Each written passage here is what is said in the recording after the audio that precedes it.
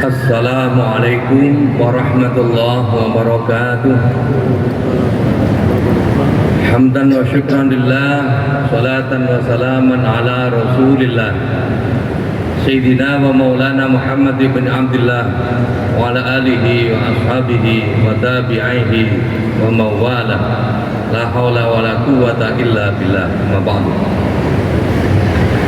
Para jamaah kaum muslimin dan muslimat Masjid Nasional Akbar Surabaya yang semuanya mengharapkan ridha Allah Subhanahu wa taala.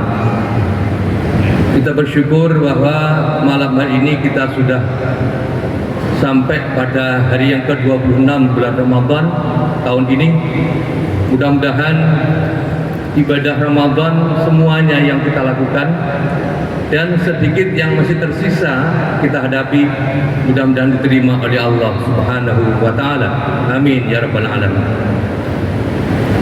Jamaah sekalian rahimakumullah, sesuai dengan tema malam ini adalah memanfaatkan teknologi untuk dakwah dan syiar Islam. Hadirin rahimakumullah, teknologi adalah alat, bukan tujuan. Pada zaman Rasul, teknologinya ya ada teknologi waktu itu. Piranti, alat-alat transportasi, alat-alat komunikasi juga masih sangat sederhana sesuai dengan zaman waktu itu.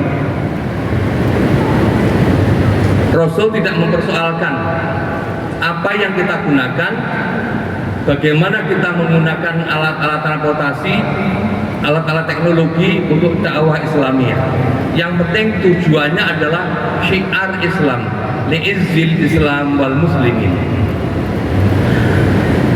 Ada salah satu ayat dalam Al-Quran surat Al-Anfal itu begini, a'udzubillahi minasyaitonirrajim, wa'iddu lahum masata'tum min quwwatin wa min ribatil khayli turhibuna bihi adullah wa aduwallahi wa aduwakum. Al-ayat. Saya ambil intisarinya saja. Persiapkanlah dirimu, persiapkanlah segala kekuatan yang kau miliki, min quwwatin, dalam ayat tadi min quwwatin, wa'iddu lahum masata'tum min quwwatin. Persiapkanlah kekuatan apapun, daya upaya apapun yang bisa kau lakukan.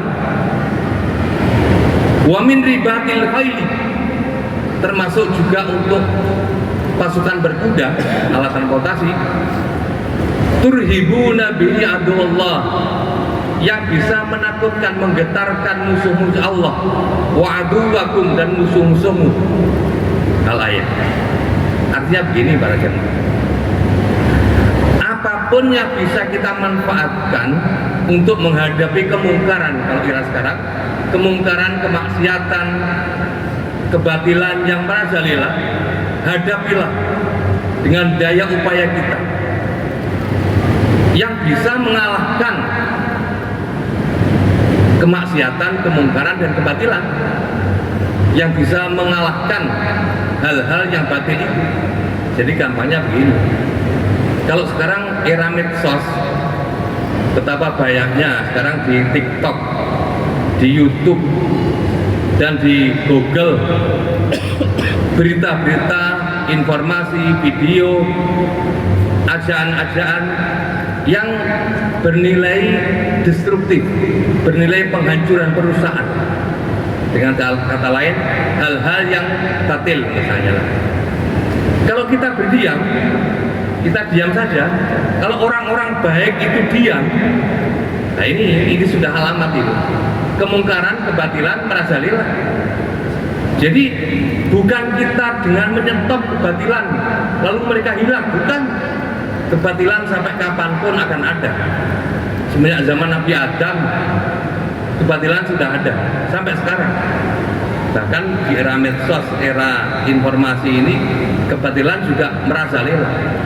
Nah, kalau orang-orang baik tidak mau mengimbangi dengan TikTok, dengan YouTube, dengan isian-isian konten-konten positif, ya pertanda alamat. Kebatilan akan mengalahkan, merajalela, memenuhi medsos-medsos kita. Jadi justru alat teknologi itu kita hendaknya perbanyak. Orang-orang baik, setiap orang baik minimal misalnya 1 konten atau 5 konten. Kalau satu masjid ini orang baik-baik semua, isinya misalnya 1000 orang, berarti isinya 5000 konten kebaikan. Bisa di YouTube, bisa di TikTok, atau di apapun. Nah, dengan cara seperti inilah kita memanfaatkan teknologi untuk mengimbangi, mengalahkan kemungkaran dan kebatilan yang ada di sekitar kita. Ini saya kira sejalan dengan ruh ayat tadi itu. Wa'iddu lahum mastata'tum. Persiapkanlah dirimu semua. Min quwwatin, dari kekuatan, kebisaan, potensi apapun yang kita miliki, dalam rangka mengimbangi konten-konten yang negatif yang akan merusak generasi muda kita. Nah, kalau sudah begini para jamaah, kata Nabi kan begini, man dalla ala khairin falahu mislu ajri fa'ilin. Barang siapa yang menunjukkan kepada kebaikan, falahu mislu ajri fa'ilin, maka dia akan mendapat nilai kebaikan seperti orang yang melakukan kebaikan. Jadi kita saja yang buat satu konten kebaikan diikuti oleh 1 orang saja misalnya, maka kita berarti dapat 2 kebaikan. Kebaikan kita sendiri dan kebaikan dari orang yang melakukan, meniru kebaikan yang kita perbuat. Nah, ada lagi, man sanna fil islami sunatan hasanatan falahu ajruha wa ajru man amila biha ila yaumil qiyamah. Ini lebih hebat lagi. Barang siapa yang membuat sunnah kebaikan, sunnah hasanah, satu sunnah, satu tradisi, satu kebiasaan baik, maka baginya akan dapat pahala orang yang mengikuti kebaikan itu sampai hari kiamat. Lawannya, wa man sanna fil islami sunnatan sayyi'atan. Barang siapa yang membuat contoh negatif satu dan diikuti oleh orang lain, maka dia akan dapat juga dosanya sampai hari kiamat. Nauzubillah min dzalik. Ini penting sekali. Alat-alat teknologi sekarang kita manfaatkan untuk amar ma'ruf nahi munkar. Kita perbanyak konten-konten yang positif untuk mengalahkan konten-konten yang negatif. Ada lagi satu ayat Al-Quran yang mengisahkan bagaimana Nabi Yakub alaihissalam